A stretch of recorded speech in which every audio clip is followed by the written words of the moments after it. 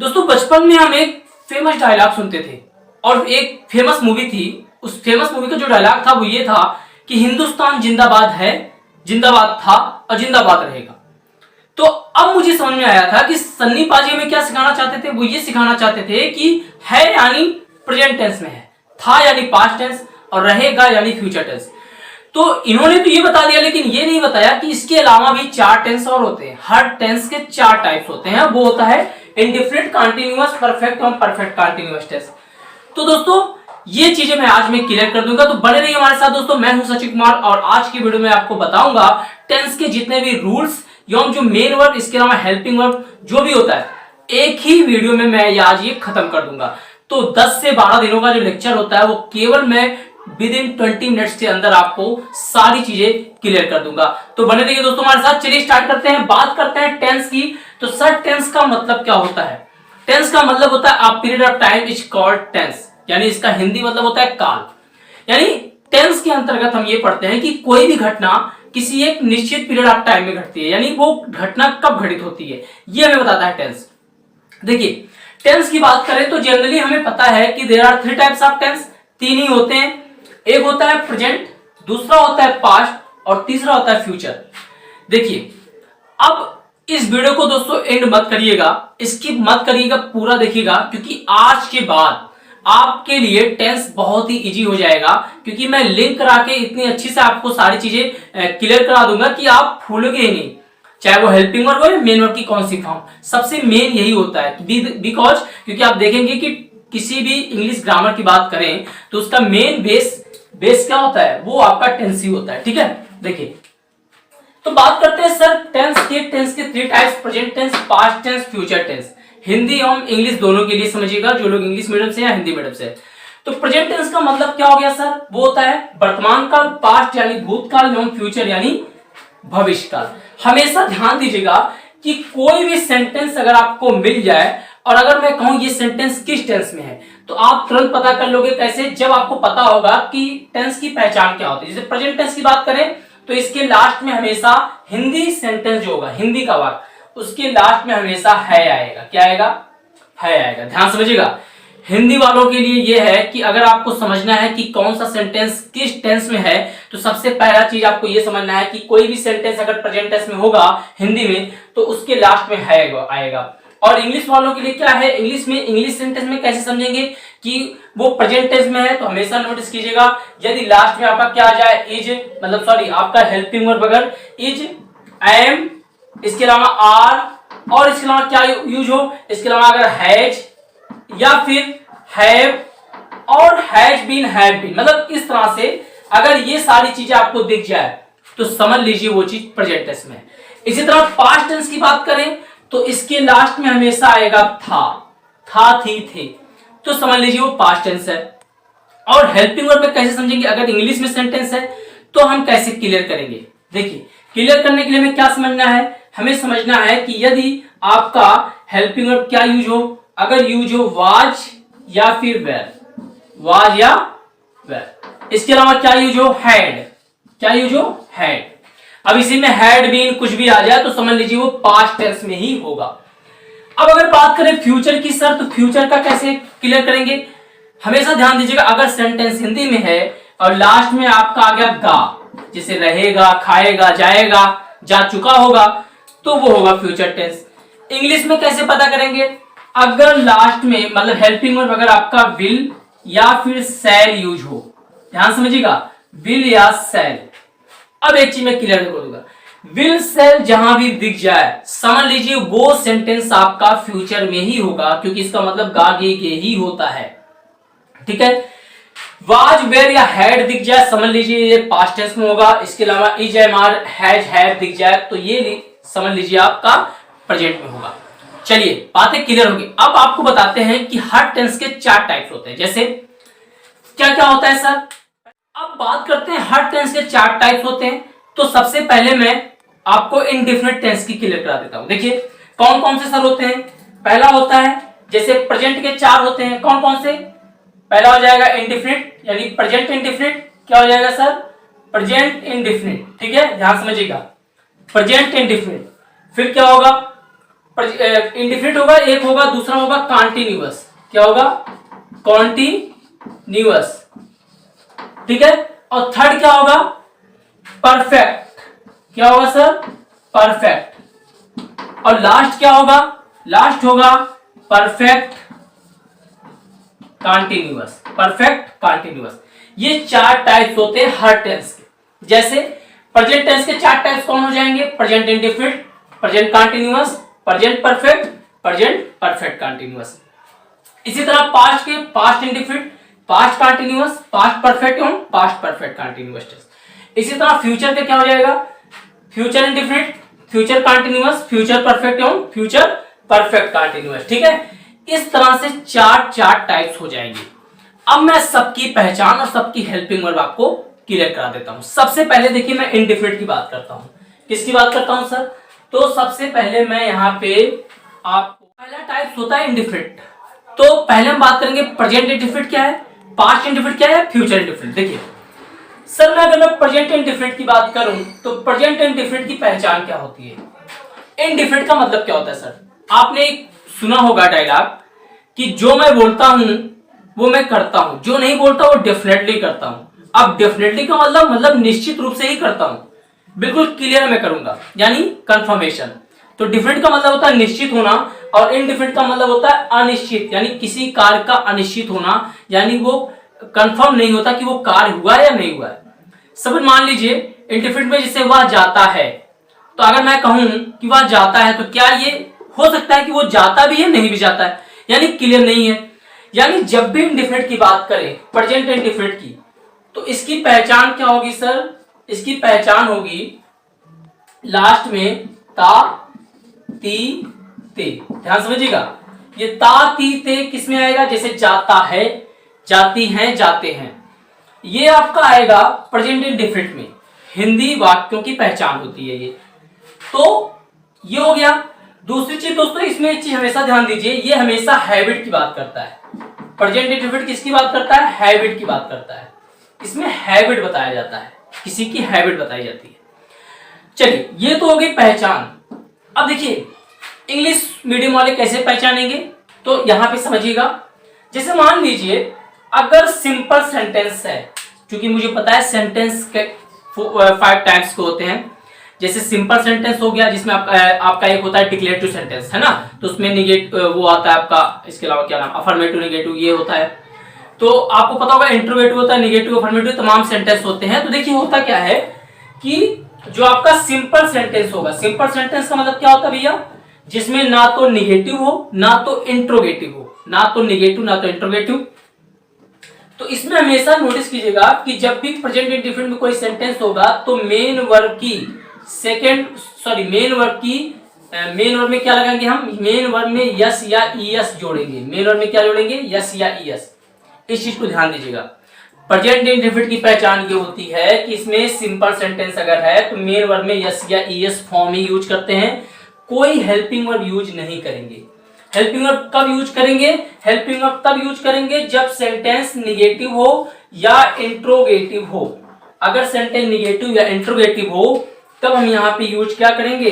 तब हम यहाँ पे हेल्पिंग वर्ब हमेशा सिंगुलर यानी ही, सी, इट के साथ डज का प्रयोग करेंगे। क्या करेंगे? डज का प्रयोग करेंगे, और प्लूरल के साथ डू का प्रयोग करेंगे। ध्यान समझिएगा, सिंगुलर के साथ डज और प्लूरल के साथ डू। कब? जब सेंटेंस निगेटिव या इंट्रोगेटिव हो, और डू या डज का प्रयोग यहाँ पे हम करेंगे हेल्पिंग वर्ब के रूप में। बस इतना ही याद रखना है। प्रेजेंट इंडिफिनिट में मेन वर्ब में यस या यस फॉर्म अगर सिंपल सेंटेंस है, और निगेटिव इंट्रोगेटिव होने पर डज या डू का हेल्पिंग वर्ब यूज हम करते हैं। चलिए, ये हो गया सर प्रेजेंट इंडिफिनिट की। बात करते हैं पास्ट इंडिफिनिट की। सेम देखिए, यहाँ पे ता ती ते आ रहा है। अब चूंकि अगर लास्ट में है आएगा तो जाहिर सी बात है वो प्रेजेंट इंडिफिनिट होगा। लेकिन अगर यही ता ती ते ये आ गया आपका पास्ट में, कैसे? इसके बाद आएगा था, यानी जाता था, जाती थे, जाते थे, जो भी है। तो ता ती ते अगर आ गए तो ये हो जाएगा आपका पास्ट इंडिफिनिट। किसमें हो जाएगा? Past indefinite. बस इतना समझना है। था है तो जाहिर सी बात है पास्ट में रहेगा, और है तो प्रेजेंट, और गा है तो फ्यूचर। बस ता था ये आ गया तो यहाँ पे पास्ट इंडिफिनिट हो गया। इसमें क्या होगा सर, इसमें भी देखिए वही चीज है। यहां पे जब सेंटेंस क्या होता था, यहां पे जब सेंटेंस सिंपल होता था तो हम मेन वर्ब में यस यस का फॉर्म लगाते थे। यहां पे भी जब सेंटेंस क्या होगा सर, यहां पे जब सेंटेंस सिंपल होगा तो यहां पे हम मेन वर्ब की सेकंड फॉर्म यूज करते हैं। क्या करते हैं, मेन वर्ब की सेकंड फॉर्म। तो मेन वर्ब की सेकंड फॉर्म हम यूज करेंगे, नोटिस कीजिए। अब देखिए मेन वर्ब की सेकंड फॉर्म, एक चीज और देखिए, अगर मान लीजिए सेंटेंस आपका निगेटिव या इंट्रोगेटिव हो तब क्या यूज करेंगे। तो निगेटिव या इंट्रोगेटिव होने पर इसमें हम केवल क्या कर देंगे सर, हेल्पिंग वर्ब के रूप में डिड का प्रयोग करेंगे। हेल्पिंग वर्ब के रूप में क्या करेंगे, डिड का प्रयोग करेंगे। वही है सेम, बस एक ही हेल्पिंग वर्ब होगा डिड, चाहे प्लूरल हो चाहे सिंगुलर, सभी के साथ डिड का प्रयोग होगा।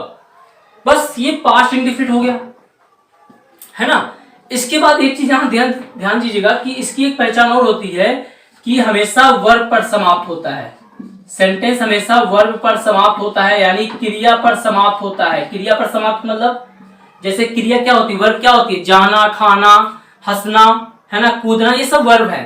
तो इस पे जब समाप्त हो जाए तो समझ लीजिए वो भी पास्ट में होगा। जैसे वह गया, वह खाया, है ना, वह सोया, ये तमाम चीजें हैं, तो ये भी पास्ट इंडेफिनिट में ही जाएगा। ठीक है, चलिए अब फ्यूचर की बात करते हैं। तो भैया फ्यूचर की बात करते हैं तो जाहिर सी बात है गागी के, है ना, वह जाएगा, खाएगा, यहाँ पे ता का कोई मतलब नहीं, ता आएगा ही नहीं, तो जाएगा, खाएगा, करेगा, ये सब मतलब ये सारी चीजें क्या हो जाएगी फ्यूचर इंडेफिनिट में। देखिए यहाँ पे क्या है, यहाँ पे मेन वर्ब की फर्स्ट फॉर्म ही यूज होगी, लेकिन इसमें हेल्पिंग वर्ब के रूप में क्या यूज होगा, विल और शैल। विल और शैल, हमेशा ध्यान दीजिए जो विल है ये किसके साथ प्रयोग होगा, ये आई वी को छोड़कर, देखिए आई वी के साथ शैल, बाकी अदर के साथ विल का प्रयोग होगा।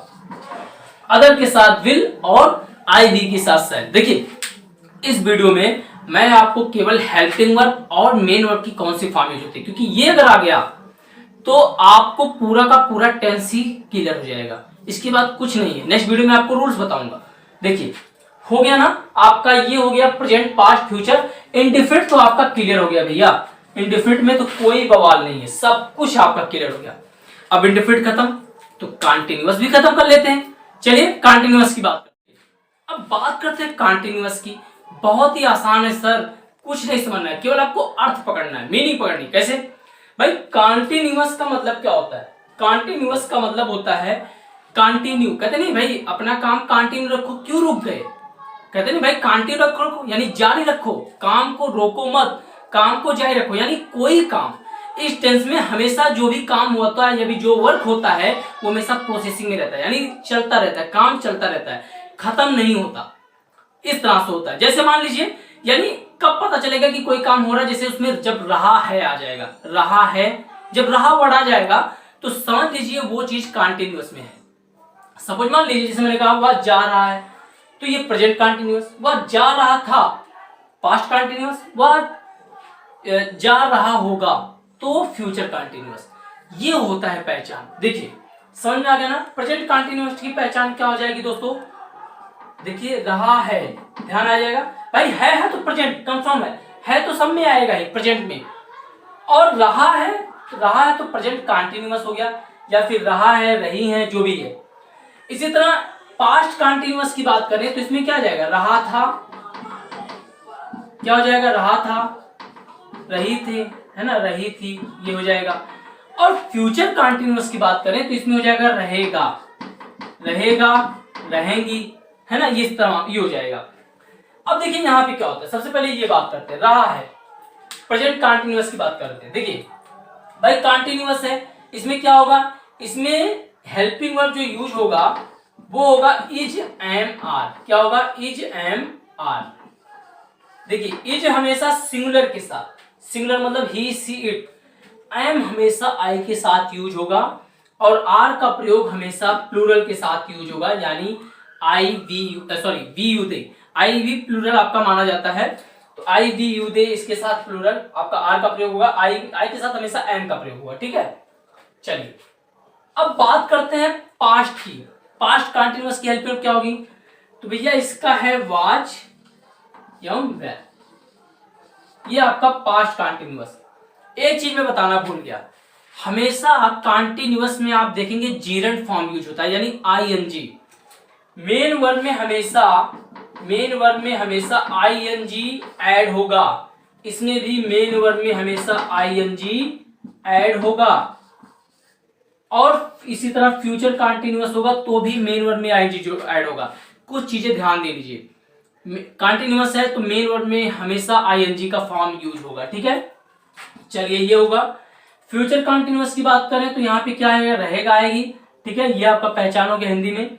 और इंग्लिश में कैसे पहचान करेंगे, यदि इसमें हेल्पिंग वर्ब का यूज किया हुआ हो, विल, वी और शैल बी, विल बी और शैल बी। भैया विल बी शैल बी, भाई बी का यूज हो जाए तो जाहिर सी बात है कंटिन्यूअस में है बी, बी मतलब होना, ये इसी का एक फॉर्म होता है, बी का फॉर्म ही होता है, ईजेएमआर ये सब होता है, तो बी ये कंटिन्यूअस में होगी।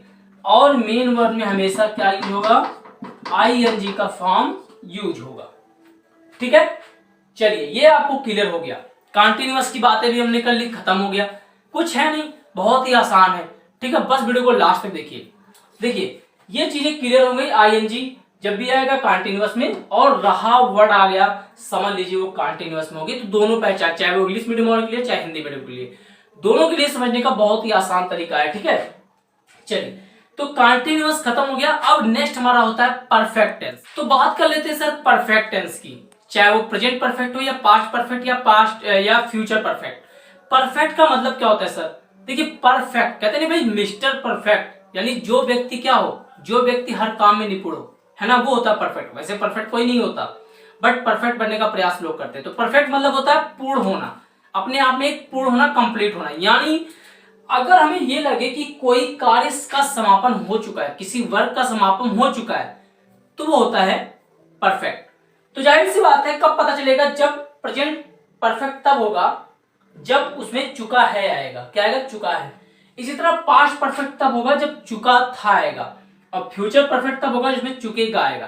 भाई गा फ्यूचर की तो पहचान है इसलिए चुकेगा, था पास्ट की पहचान है इसलिए चुका था, और है प्रेजेंट की पहचान है इसलिए चुका है। तो परफेक्ट की पहचान होती है चुका, ठीक है, हिंदी में। अब देखिए क्या होता है इसमें हेल्पिंग वर्ब। देखिए एक चीज और ध्यान दीजिएगा, परफेक्ट में हमेशा मेन वर्ब की थर्ड फॉर्म ही यूज होगी। कोई भी टेंस हो, अगर वो परफेक्ट में है, चाहे प्रेजेंट हो या पास्ट हो या फ्यूचर, तो उसमें मेन वर्ब की थर्ड फॉर्म ही यूज होगी। जैसे यहाँ पे देखिए हैज मेन वर्ब का थर्ड फॉर्म, और इसमें हेल्पिंग वर्ब का जो यूज होता है प्रेजेंट परफेक्ट में, वो होता है हैज एवं हैव। हैज सिंगुलर के साथ, हैव प्लूरल के साथ, ठीक है।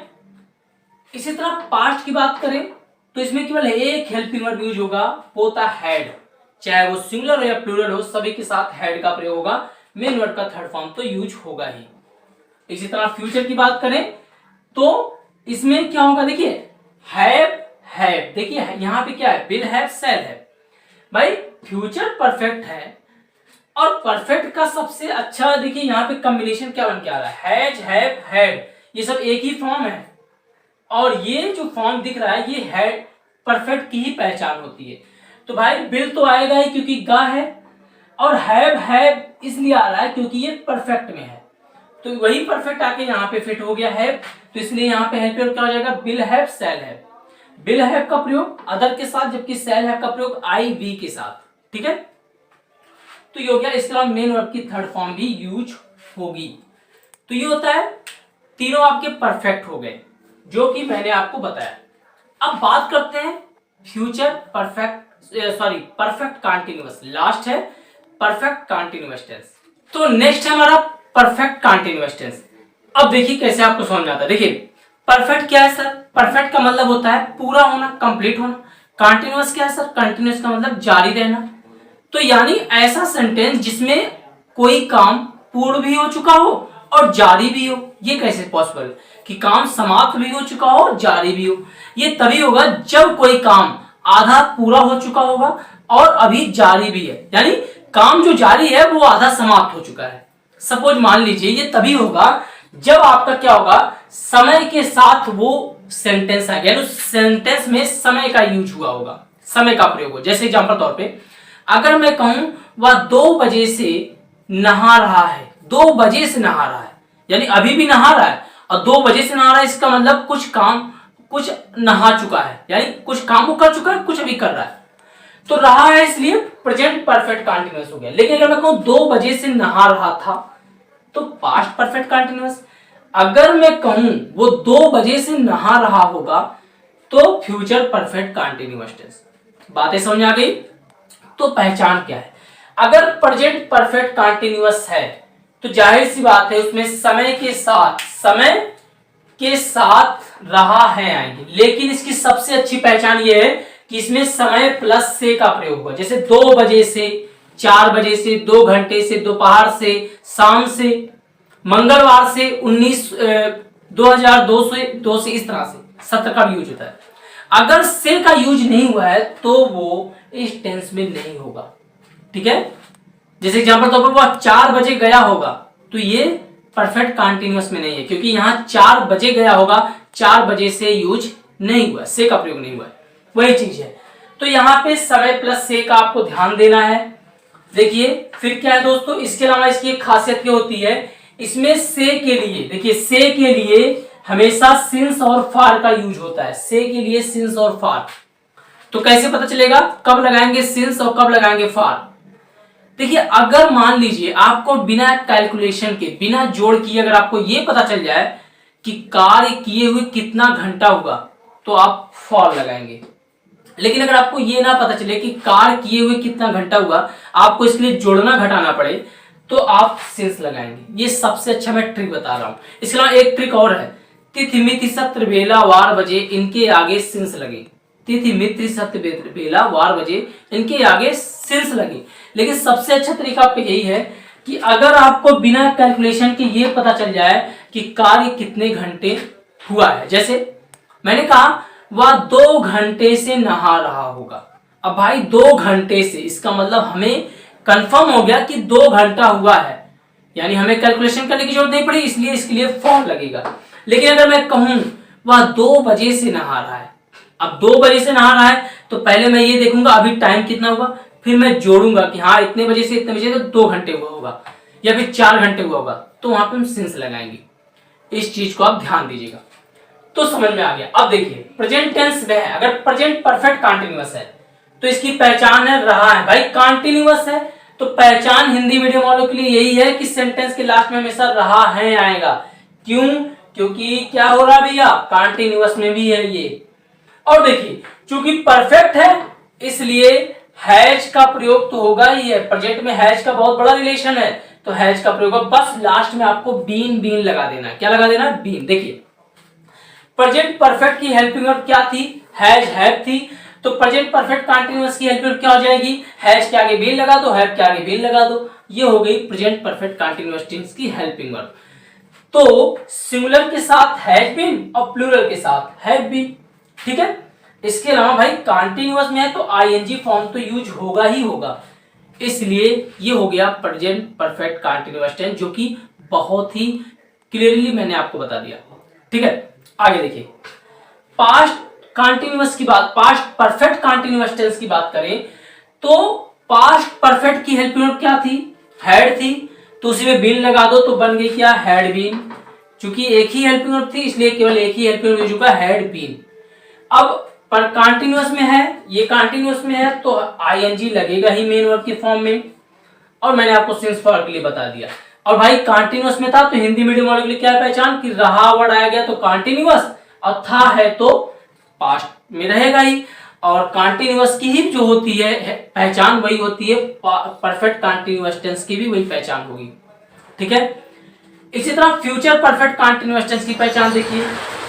भाई फ्यूचर कंटीन्यूअस की पहचान क्या थी? रहेगा, रहेगी। तो वही इसका भी हो जाएगा, फ्यूचर परफेक्ट कंटीन्यूअस टेंस का पहचान रहेगा। लेकिन यहाँ पे क्या ध्यान देना आपको? समय के साथ, समय प्लस से, सब में समय प्लस से। अब देखिए फ्यूचर परफेक्ट का हेल्पिंग वर्ब क्या था? फ्यूचर परफेक्ट का हेल्पिंग वर्ब था विल्स हैव, शैल है, विल हैव, शैल है, विल हैव, शैल है। तो केवल आपको विल लगा देना है तो इसकी हेल्पिंग वर्ब क्या हो जाएगी? Will have been, shall have been. और मेन वर्ब में आईएनजी तो लगेगा ही लगेगा, इसलिए यहां पे मतलब कह सकते हैं कि बहुत ही आसान तरीके से मैंने आपको समझाया है, मैं अपने तरीके से बता रहा हूँ। बाकी आपको किस तरह से लगा ये मुझे कमेंट करके जरूर बताइए।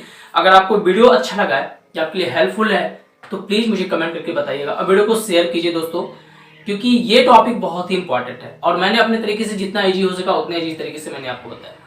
तो thank you for watching, thank you so much.